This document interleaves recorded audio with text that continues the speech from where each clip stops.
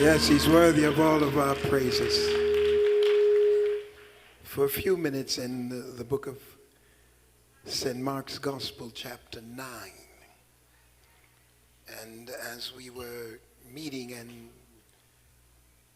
deliberating yesterday, I had a wonderful session with the men.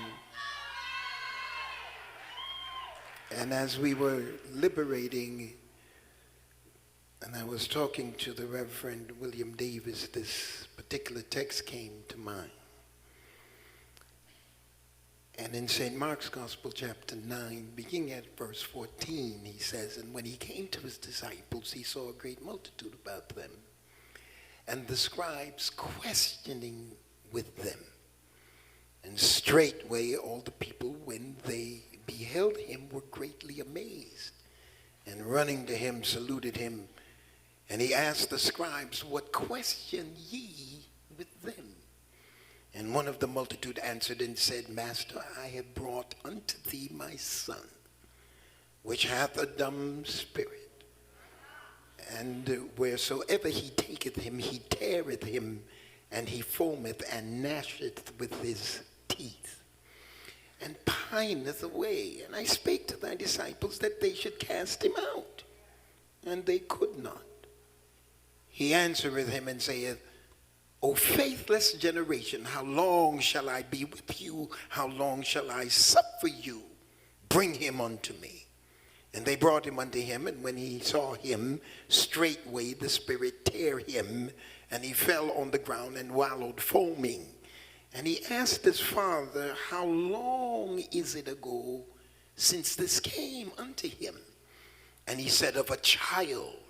And oft times it had cast him into the fire and into the waters to destroy him. But if thou canst do anything, have compassion on us and help us. Jesus said unto him, If thou canst believe, all things are possible to him that believeth. And straightway the father of the child cried out and said with tears, Lord, I believe, help thou my unbelief. When Jesus saw that the people came running together, he rebuked the foul spirit, saying unto him, Thou dumb and deaf spirit, I charge thee, come out of him, and enter no more into him. And the spirit cried, rent him sore, came out of him, and he was as one dead. And so much that many said, He is dead. But Jesus took him by the hand, lifted him up, and he arose. And when he was coming to the house, the disciples, of course, asked him privately, Why could we not cast him out? And he said, This kind can come forth by nothing but prayer and fasting. You eat too much. As I was talking to the Reverend William Davis, and this particular scripture came to mind, I gave some thought to the fact that the Father of the Son could not give him total deliverance. And so immediately the subject would come to mind, take him to Jesus. Whoever it is that you have in your care, ultimately for total deliverance, you have to take them to Jesus. But I gave some consideration to the fact that before he can take him to Jesus, he has to be able to perform whatever is within his strength to perform. In other words, he ultimately has in his future to take him to that place of ultimate deliverance. But before he gets to the place of ultimate deliverance, that Father has to do all that he can do. And so the thought came to mind that each one of us can only do what we have the capacity to do. But if we do what we have the capacity to do with the intensity that we ought to do it, then somewhere along the way, the Lord will step in. You can't do but what you can do. But in doing what you can do, you fall within the category where he says, if you're faithful over few, I will make you ruler over many. So I want to talk a little bit about doing all you can do until God makes the difference. When you understand life and when we deal with the issues of life, if there's anything that I have grasped over the years of my life, I understand that life is a power encounter. Whenever you're dealing with life, you're always dealing with forces that you have to overcome and survive. I don't know anyone in here, in fact, I can speak, and I don't have to speak prophetically, I can speak simply out of experience, that there is nobody in this building right now who haven't had to overcome a challenge. I know you look good and you look sanctified and you're wearing all kinds of designer clothing and you look just marvelous. But I'm not going by how you look. Because the truth is that's just an outward adorning. And the fact is that in order for you even to dress up and make up and look good today, you still had to overcome something. Because life is a matter of clashing. Life is a matter of power encounters. Life is a matter of forces and counterforces where there's always something that is arising that you have to deal with. Just as soon as you think you have put everything in place, something else comes up that you have to deal with. And then, to tell the truth, sometimes the things that you think you have put under your feet and the things that you have begun to have some comfort in, they rear up again, and you find yourself having to deal with things that are past while you deal with things that are present, and you somehow hope that you don't worry about the things that are to come. Every one of us is in a power move right now. I think it was Emily Dickinson who said, to be alive is power. Just to be able to rise out of your bed in the middle of the oppression and the depression that sometimes seems to sit in and on us, just to get up and shake yourself and give God some glory in the morning is indicative of the fact that you have overcome something. Many times we look at the negative, and many times we see ourselves as failures. But the truth is, if you're clothed and in your right mind, God has been helping you somewhere. And I think every now and then you ought to forget about what it is that you have not achieved and give God thanks for the fact that you're still in the fight. Oh, I haven't got it all together, but I'm still in the fight. And I'm still believing that if I hold my place, that God will deliver me sooner or later. He will show up. When you deal with power then, and Jesus, he declares it to us that just to be alive is power, all in and of itself. So when I talk about power, then I talk about power in one sense. It is the power to make changes. Any individual who is going to overcome and have any modicum of success has to have the power to make changes. But also, when you deal with power, you have to have the ability not to allow some things to change. Should I go over that? When you have power, power is evident, and power is never in a vacuum. You never have power where there is no challenge. Anytime you want to prove how strong you are, you can only prove how strong you are in the middle of a challenge. Nobody grows where there is no challenge. Oh, I wish I could say to you that you can become powerful and you can become great where there is no challenge at all.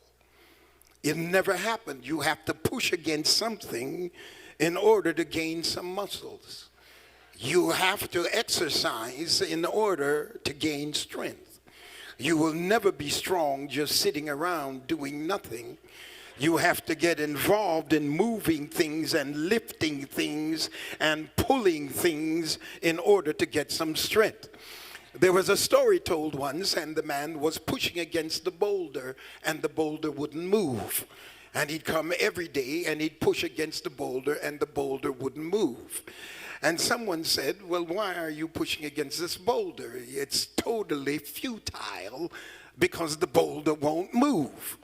And the other person said, all right, why don't you take a look at yourself and compare yourself with what you were before you started pushing the boulder.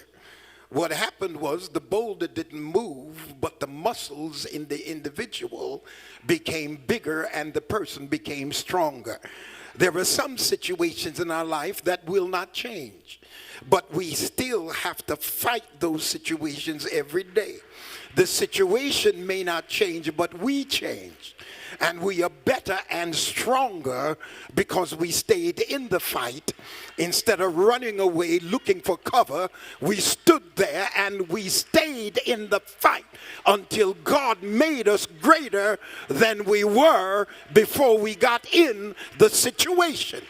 You see, sometimes we're looking to get out of a situation that God is keeping us in order to make us stronger until he brings the deliverance.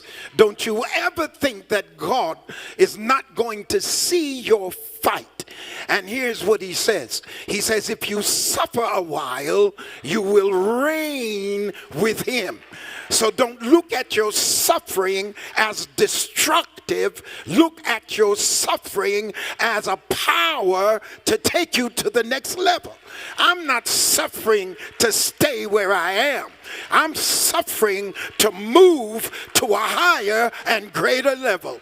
So I'm not looking for pity while I'm going through. I'm looking for praise while I'm going through. Because on the other side, it's going to be victory like you never saw. Give somebody a high five. Tell your neighbor, I've already got the victory. Power then is the ability to cause change. But power is also the ability to prevent change. So if I may take my time, and I'm not going to keep you too much longer, there is power then in two dimensions. The first is power that we call latent power. And this power is power that has not yet been developed. So you've got power that is actual power, that's one. And then you have power that is latent power with the power of potentiality. Should I go over that again? While you exist on a day-to-day basis, you have what we call actual power. When you walked into this building, you walked in here with a power that has already been manifested. When you stepped into the house, you stepped in with power that is manifested by every step that you take. But there is another power that you have not yet tapped into, and yet it exists. Jesus is talking to a man, and the man has a problem. because he has been formed by his circumstance. Can I go over that again? He has been formed by his circumstance because what is happening to his son didn't just happen.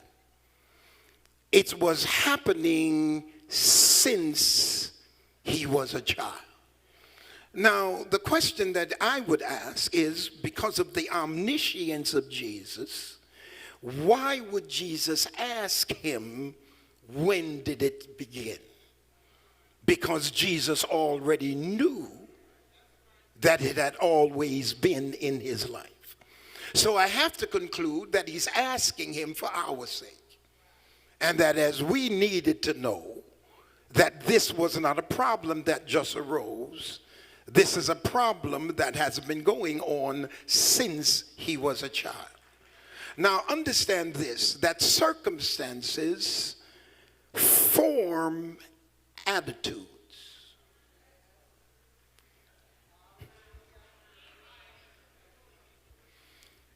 If you go through something long enough, and if you have to deal with something over a period of time, it affects you adversely. I want you to give some consideration that when Satan is moving against you, he is not just moving against you in circumstances, just to move against you in circumstances. What he wants is the effect of the circumstance to become a part of your thinking, so that he does not have to give you another circumstance in order to control your mind. Let me put it another way. You have a child that you're out in the country, and every now and then you go to town. So you don't go to town every day now. The kids, if you're in the inner city, you can run across the street to the store. But now let's go to the country. Somebody knows about being in the country. And you're going into the city maybe once a week. And you're coming back with some goods once a week. Now the child is saying to you, Mommy, Daddy, please bring me some chocolate. And of course you say, okay, I'm going to get you some chocolate, and just as soon as I get to the city, I'm bringing you some chocolate. Now the child runs out when you come back. And they run out and Daddy, can I help you with the bags? Mommy, can I help you with the bags? They really don't want to help you with the bags. What's on their mind is the fact that you promised them some chocolate, and they're looking for the chocolate. So let's hurry up and get these bags in the house so I can get my chocolate. Now, if you don't bring that chocolate 2 or 3 or 4 or 5 times, you are now forming cynicism, skepticism, disbelief, and you're taking faith out of a child. Because their expectation is being shot down time after time after time until they no longer believe what you say. There are situations and circumstances that leave you psychologically debilitated because of the consistency of the attack without any kind of deliverance. I want you to understand this. This man is in a state of mind where he is saying to Jesus, if you have any compassion, have mercy on us. Why? Because he's now in a state of mind where he has been formed by the negative event that has taken place in the life of his son. How long has this been going on? Since he was a child.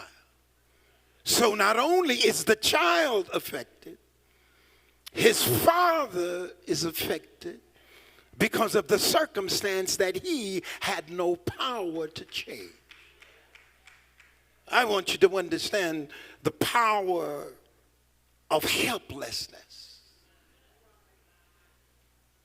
and the debilitating attitudes that arise when you're in a situation of helplessness.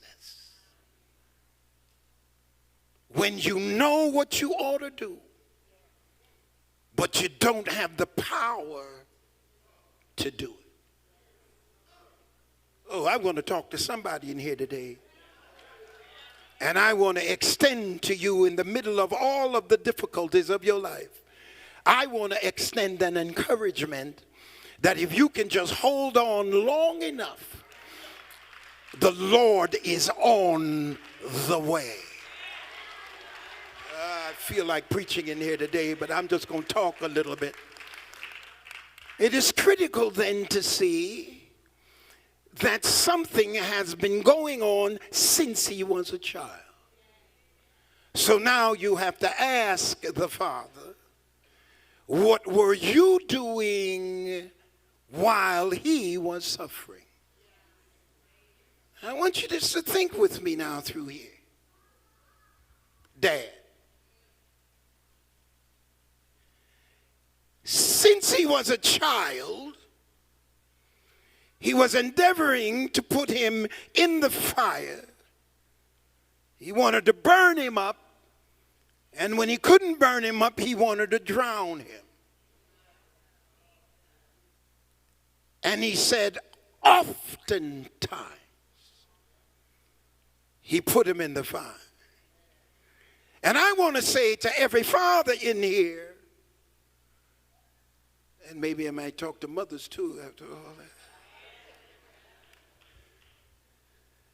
It's indicative of the fact that if the child is still alive, somebody had to be taking him out of the fire. Think with me now, let's be logical here. The father is in a state of psychological debilitation based on the fact that he can't bring deliverance. Total deliverance. But has anybody asked who was the one who was making sure that he was in the fire, he got out? Somebody had to be there to deliver him from the fire when the fires came up. And somebody had to be there to take him out of the water when the devil was trying to drown him.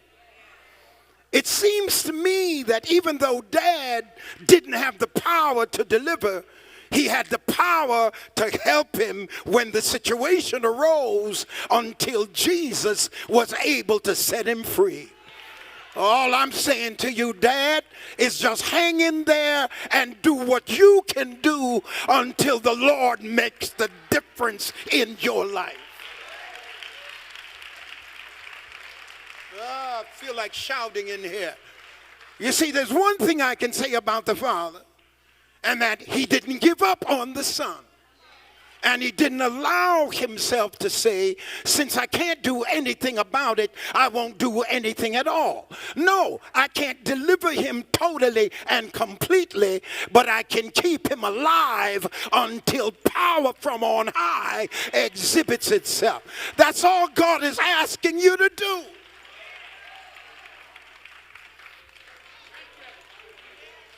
Can I take it a little further before I quit? I want to just go to a whole nother story. Lazarus is laying in the tomb. And Lazarus has been dead for 4 days. Why is he dead for 4 days? Why did Jesus wait so long? Because our Jewish brothers believe that the spirit is still hovering on the earth for 72 hours. After 72 hours, they conclude that the individual is really dead. When Jesus comes to the tomb, he's got the power to raise Lazarus from the dead, but he won't roll away the stone. Are you all with me? Or am I by myself? He's about to call Lazarus out of the grave, but he tells them to roll away the stone. What is he saying to me? He's saying to me, you can't raise the dead, but you can roll away the stone. So I'm not about to do what you can do, because you can't do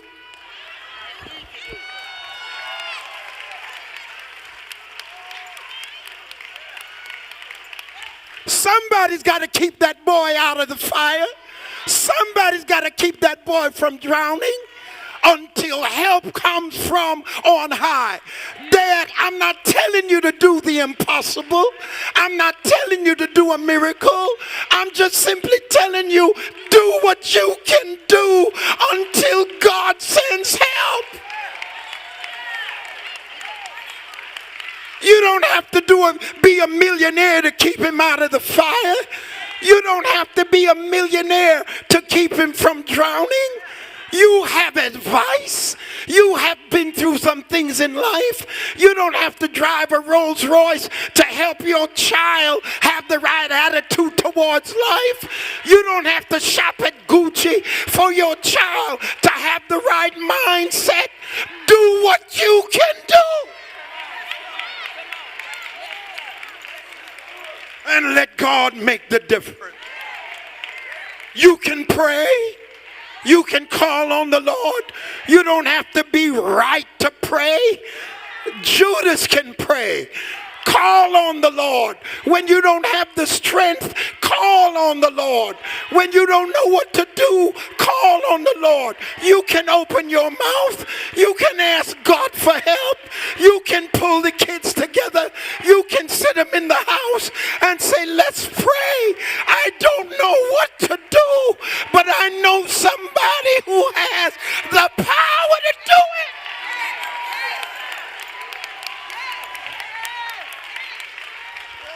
Keep him out of the fire.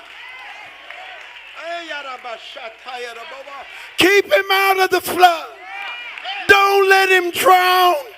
Don't give up on him. Don't turn your back on him. Keep him out of the fire.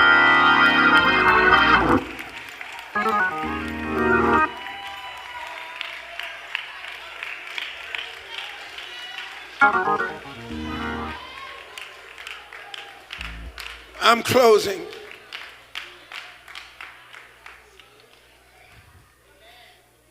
He comes with all of what he's been through.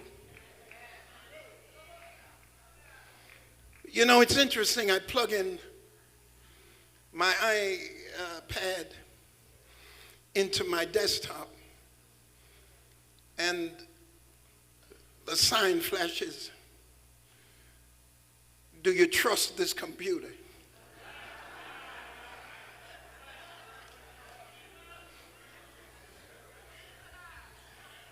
Trust or don't trust. I plug the lesser into the greater, and the greater says, do you trust this? And it goes both ways. There are times when we meet the greater, but because we've been formed by the lesser, we're looking at our blessing and we can't get our minds to grasp. Sometimes we have struggled so long until we don't know our blessing when we see it. don't feel like hollering today. Sometimes we've been through so much that every time we look at somebody, we think here comes another problem. When God has a blessing disguised in an individual who is moving into your life.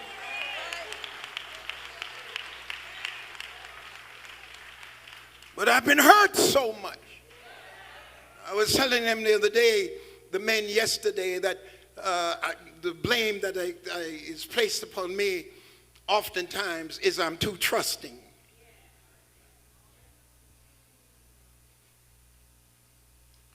You say you trust too easily. But who wants to live a life where every time I look at somebody, I look at them with skeptics? Every time I come in the room with a stranger, I look at them as if they're an enemy. Because sometimes you've been burned so much in your life that you stop trusting. And when you stop trusting, it limits your life. It limits how freely you talk. It limits how freely you give. It limits how freely you behave. Because you've been hurt so much, you can't trust anybody. Now, with all the hell that this man has been through with the child, he comes to the disciples and they can't help him. You know, it's sad when folk come into the house of God and the people in the house of God are so messed up with their own insecurity that they can't help somebody. Oh, I tell you one thing, no matter what you've been through, you got to press through the saints. You got to get over some folk who are trying to have power, who have no power whatsoever. The problem with the church is powerless people are trying to act like they got power, and they're hurting people all the time.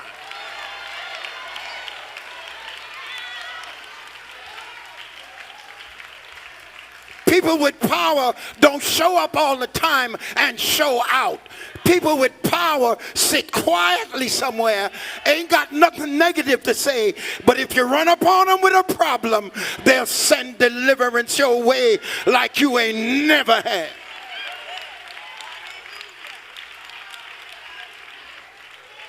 Hey! You got to get over church folk to get blessed. I came to your disciples.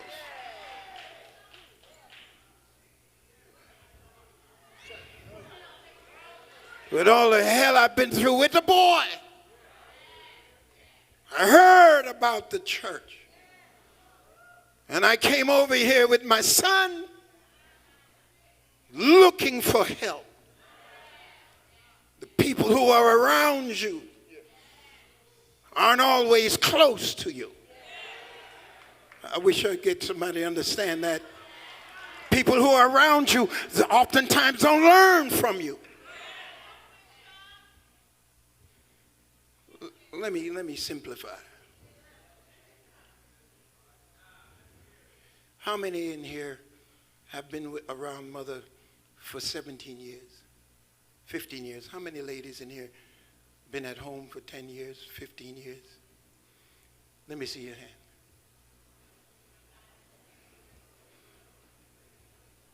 Been around Big Mama. Now I got one simple question. Can you cook?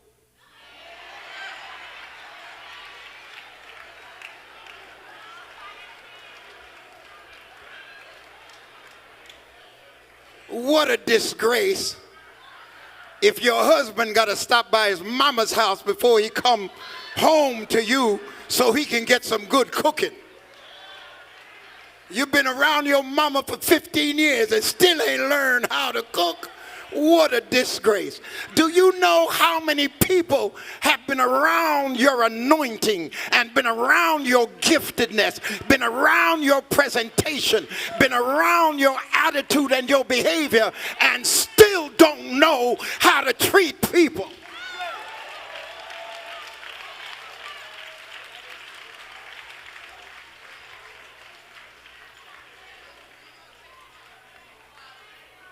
Still don't know how to be generous. Still don't know how to shut your mouth and let some things pass without you saying a word. Still don't know how to bring peace instead of war. Still don't know how to settle something down instead of stir something up. Been around you all these years and ain't learned a thing.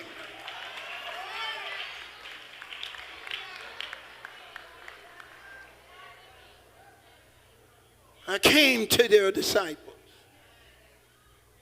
They watched you walk on water, heal the sick, raise the dead. And I brought them to my son to them, and they couldn't do a thing. Now, can you imagine now? I've come to the house of help and can't get any help in the house of mercy. Like the man at the pool. Bethsaida is a house of mercy. And for 38 years, my goodness. But when you have a father, even though he's helpless, he believes. I feel like shouting on that one. I can't do anything about delivering him. I can keep him out of situations, but I can't stop him from getting into them.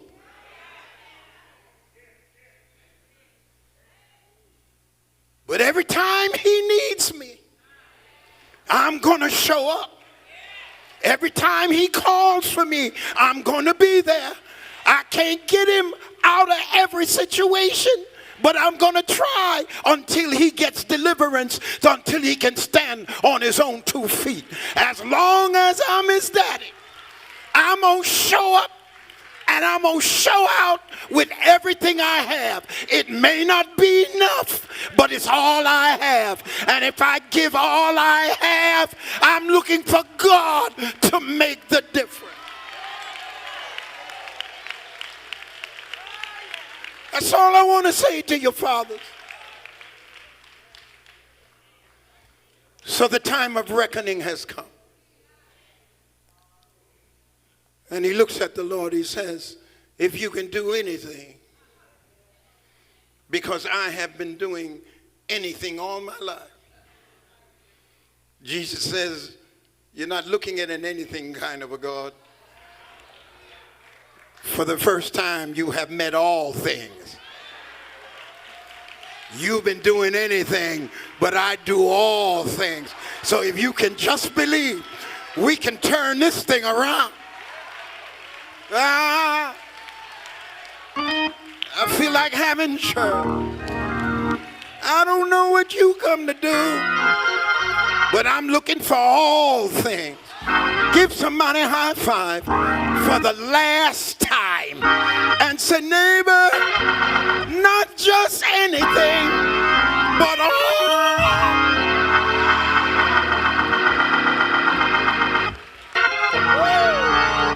I live my life with anything long enough. I'm looking for all things now. I'm looking for all things.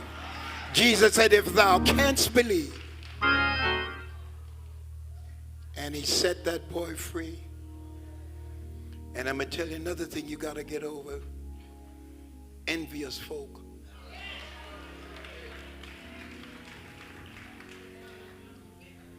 Wasn't nobody there helping him when he had to pull that boy out the fire. Keep him from getting drowned.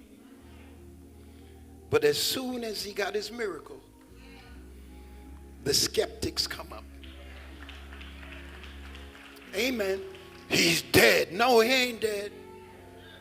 He's just been released. Had to get that old life out of him for the new life to come in. Oh yeah, they thought you were dead when they didn't see you anymore. When you got out of the scene, when you broke out from the club, when you got away from running the streets, they thought you were dead. No, I ain't dead. I just gave up the old life so the new life can come in. I just walked away from deadness so I could live again. I just walked away from the trials of life to step into the blessings of life, and I'm ready to live.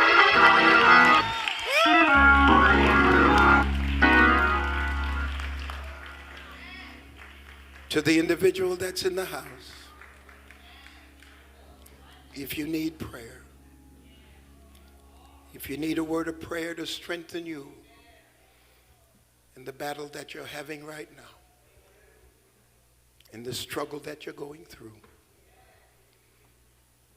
we will pray with you and for you right now.